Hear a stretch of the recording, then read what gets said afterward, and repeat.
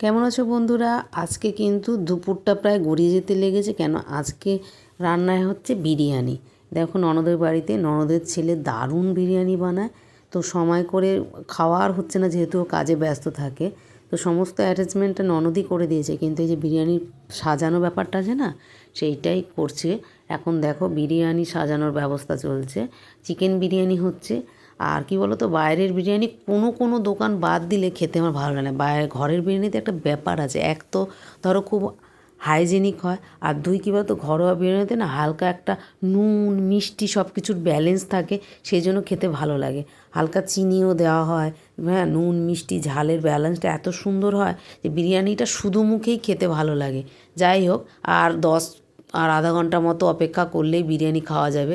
যেদিকে ঘড়ির কাঁটা ছুটছে, আর এদিকে দেখো চিকেন কষা প্রায় হয়েই গেছে। বিরিয়ানির জন্য অপেক্ষা করছি, বিরিয়ানিটা দমে দেওয়া হবে। যাই হোক, খিদেতে তো মানে পেটে একেবারে কেমন অবস্থা, ছুঁচো রনমানার অবস্থা। তো আমি বিরিয়ানিটা আর দুপুরে খেয়েছিলাম না, যেহেতু আমার ওষুধ টষুধ চলে। তো আমি ভাত দিয়ে চিকেনটা খেয়ে নিয়েছিলাম অন্যান্য আইটেম দিয়ে। বাচ্চারা খাবে, সেটাই সবচেয়ে বড় মজা লাগে। তো আমার ছেলেরা, ভাগনা ভাগ্নি, নাতি নাতনিরা সবাই কিন্তু অপেক্ষা করে বসে আছে। হ্যাঁ, আমি কিন্তু অনেক ইয়াং বয়সী নাতি নাতনি পেয়ে গেছি। না, এখন তো বয়স হয়েছে, কিন্তু অনেক ছোটোবেলায় আমি সব নাতি নাতনি আমার হয়ে গিয়েছিল। কেন আমার ননদের খুব ছোটো বয়সে বিয়ে হয়েছে, ওদের ছেলে মেয়েরও খুব তাড়াতাড়ি, মেয়েদের সব বিয়ে হয়ে গেছে, ছেলের বিয়ে বাকি। আর ছেলের বিয়ে লাগলে নিশ্চয়ই তোমাদের সঙ্গে শেয়ার করব। তো বিরিয়ানিটা দারুণ হয়েছিল খেতে। পরে আমি রাতেবেলায় খেয়ে দেখেছিলাম, নুন ঝাল মিষ্টিতে একদম কড়াকড়া। আরে দেখো, আমি আমার জানলা বাগানে যে পুঁই মিচড়িগুলো হয়েছিল, সেইগুলো আজকে কেটে নেব। আর এইটা আমার ননদের মানে ছাদে হয়েছে। আর জানলা বাগানেরটাও আমি একেবারে কেটে নেবো। এটা বাড়িতে ফিরে চলে এসেছি। তো সেই পুঁই শাক যে হয়েছিল, পুঁই মিচড়ি, সেটা কেটে নিচ্ছি। তো সমস্ত মিলিয়ে সুন্দর করে পুঁই মিচড়ি করবো। পুঁই মিচড়ি খেতে আমার ভীষণ ভালো লাগে। তোমাদের কার কার পুঁই মিচড়ি খেতে ভালো লাগে?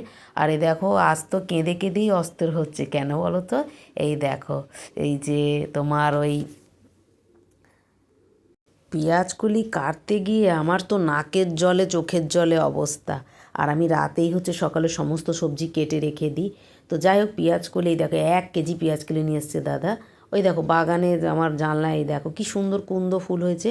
যাক গিয়ে বিট্রি কনি, কুন্দ ফুলগুলো শেষ পর্যন্ত ফুটেছে, খুব ভালো লাগছে। বাগানে কিন্তু আরও নতুন নতুন ফুল ফুটেছে, সেটা তোমাদের সঙ্গে পরবর্তী কোনো ভিডিওতে শেয়ার করব। দেখো পেঁয়াজকলিগুলো এত বড় বড়, এত মোটা মোটা, সবটাই কাটা হয়ে গেছে, একটুখানি আছে। কিন্তু আমি ভেবেছিলাম শক্ত হবে, ভীষণ কচি পেঁয়াজকলিগুলো, ভীষণ বড়। আমি ডানকুনিতে একটা কাজে গেছিলাম, ওইখানে একটা চাষের জমি থেকে চাষিটা বিক্রি করছিল। তো দাদা নিয়ে এসছে 1 কেজি। কেন 1 কেজি নিয়ে এসছে? পেঁয়াজ পোস্ত তোমরা কে কে খেয়েছো বলো তো? আমার তো দারুণ লাগে, এর মধ্যে 2-1টা আলু দিলে চলে, কিন্তু যেহেতু 1 কিলো পেঁয়াজ আর দেবো না, পেঁয়াজ পোস্ত খেয়েছিলাম, দারুণ হয়েছিল।